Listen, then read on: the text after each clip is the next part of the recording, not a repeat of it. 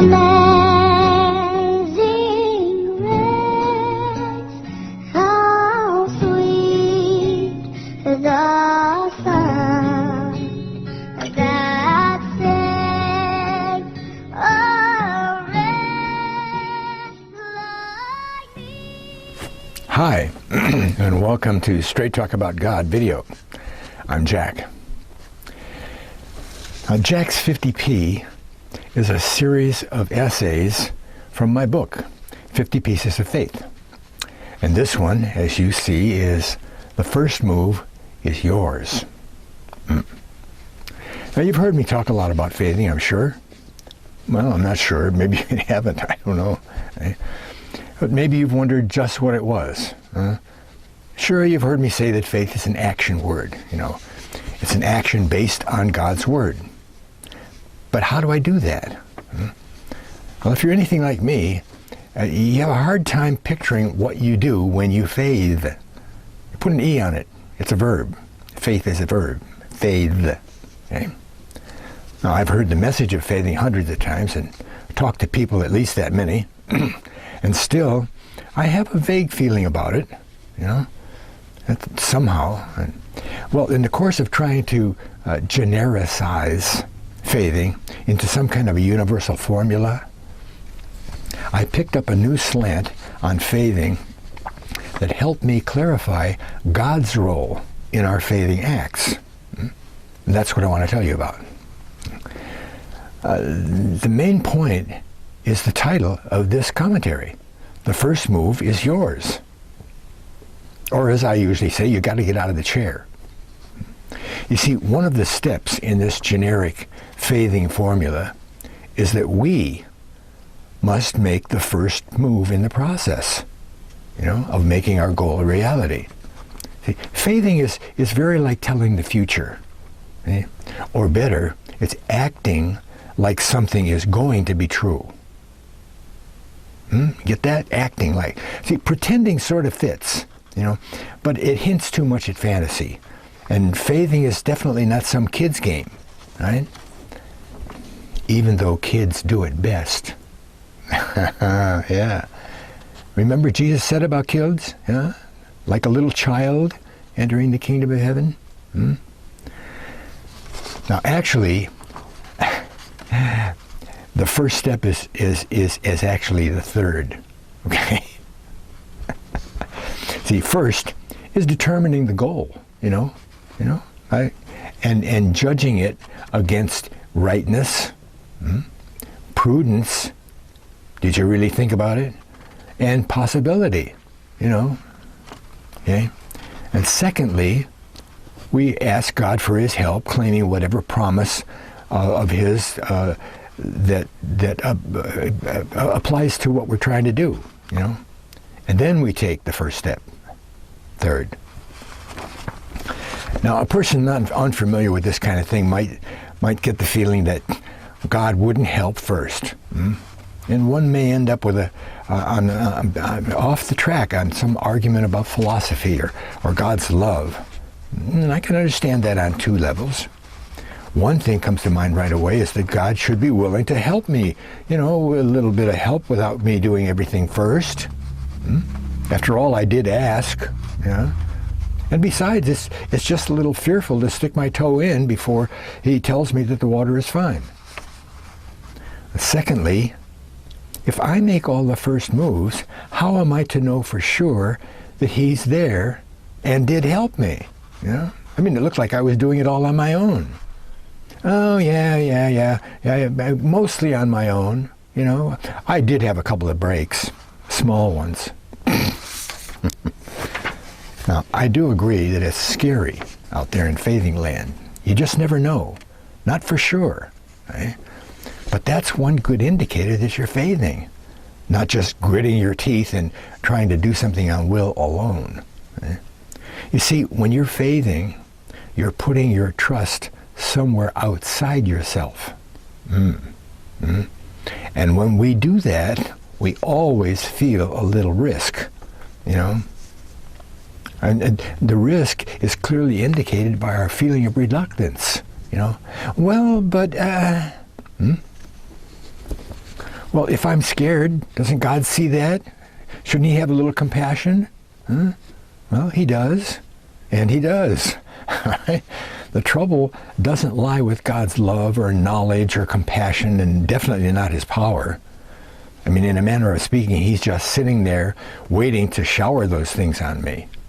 But his hands are tied. Let me take a side road for a minute. You see, whatever knowledge you have about something, God has infinitely more, right? Sure. Whatever goal you set, God knows precisely the best way to reach that goal. You know, you want to build a house, God knows all the shortcuts to save time. Right? You want to sharpen a knife, God knows just exactly how many strokes, at what angle, you know, because he knows the makeup of the steel, the temper of the blade, and even how many times you're going to use that knife before the next time you get a chance to sharpen it. Right? He's in charge of everything, isn't he? See, the point is that we know pitifully little about the things that we do, you know, compared to God. But that's no big deal. God doesn't care. I don't care. Anybody did care, they wasted all their time caring instead of getting things done. See, mostly when we start out to do things, we have enough knowledge to get the job done. We think we do anyway, you know. Oh yeah, I make mistakes, you know, but not that many. And on the big ones, I try to go back and make them right, you know. I guess the point is that we could probably do it, okay? But we could do it so much better with God's help. Okay? After all, it's free expert advice, right? Okay, that's what I'll do. I'll sit here and I'll wait for God to tell me what to do first. Are you kidding me? You see how silly that sounds? Why? Because in this context, that's not the way you take his advice. You can't take advice without being active. You don't take something without acting, right? Let's say you're building a box. You want to build a box. Are you going to sit there until God goes and buys the lumber? No. You're certainly not going to sit home and wait for God to tell you to go buy the wood. Huh? Okay, I think we're back on track. Remember I mentioned that God's hands being tied? You see, it's your movement that unties God's hands, you know? As a matter of fact, every time you stop moving toward your goal, you tie God's hands again.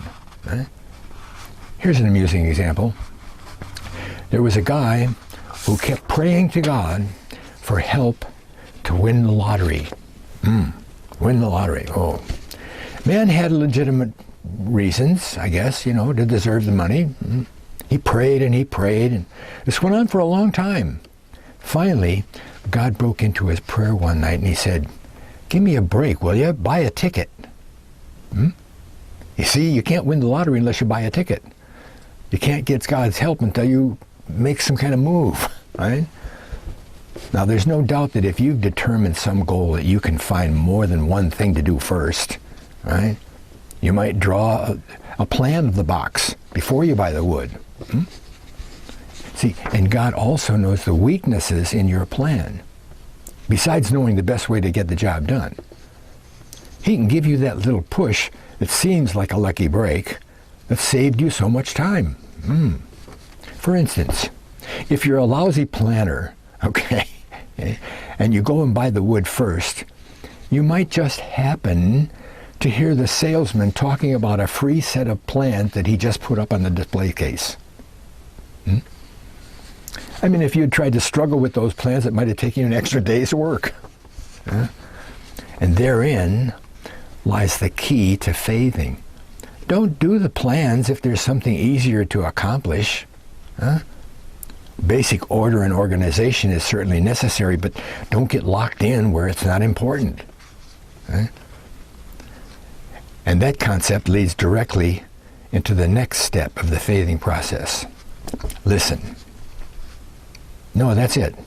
You must listen. As you progress toward your goal, you must be careful to listen for God's suggestions. You know, He's that little voice in your head that sometimes gives you flashes of inspiration, you know, or warnings that something something weird got into the process and needs to be dealt with. Yeah?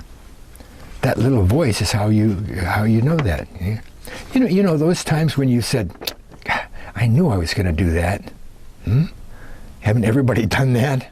I knew I was going to do that. That's that little voice. It told you beforehand, right? Anyway, God can only help with the stuff you're actually doing.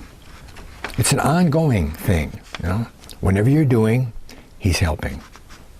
I mean, what would you think if I was standing behind my car and when I asked you to help me push it to the curb, I just stood there and waited till you started pushing? Huh? You wouldn't be helping, you'd be doing the whole thing. Huh? Well, I've tried to weave in the first 4 steps of faithing into the process so far. You set a clear goal, ask God's help, do the first thing that feels good, and listen. Now I'd like to talk about the last 3, tracking, logging, and thanks. See, listening and tracking are very similar. Okay? Listening is like sitting on the edge of your chair to make sure that one of those little suggestions from God doesn't get by unnoticed. Tracking is more like keeping a running total of all the suggestions and coincidences, lucky breaks, that popped up along the way. Right? Tracking is very important, in reinforcing our awareness of God. See, when those breaks start to add up, we can see that things out of our control have been making our project easier. Now, I know coincidence is a very attractive and easy answer, but how many coincidences make a fact? How many coincidences make a fact? And remember, we've already asked God for help, right? Are you a coincidence theorist? Okay? I mean, we can't say, please God, help me. Oh, that sure was a lucky break. And how about logging? Well, personally, I like to keep a journal.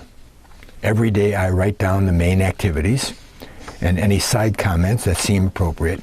And every one of those coincidences make it into the book. It's a very positive way to build your faith in a hurry. How many coincidences make a fact? Gee, God must be real there, right? And finally, if you've done all of the above, I don't have to suggest that you thank God. You probably already did that when you finished the box. Okay? And you thanked Him for all the bonuses along the way. Especially the one where your neighbor Ed asked you to build, he'd pay you to build a couple of boxes for his stereo system. But gee, none of that would have happened if you were still sitting in the chair, maybe pouting and waiting for God to make the first move, right? See, He can only help you do what you're doing. And who needs God's help to sit him in a chair? Don't sit there. Faith, right? Thanks a lot for watching. God bless.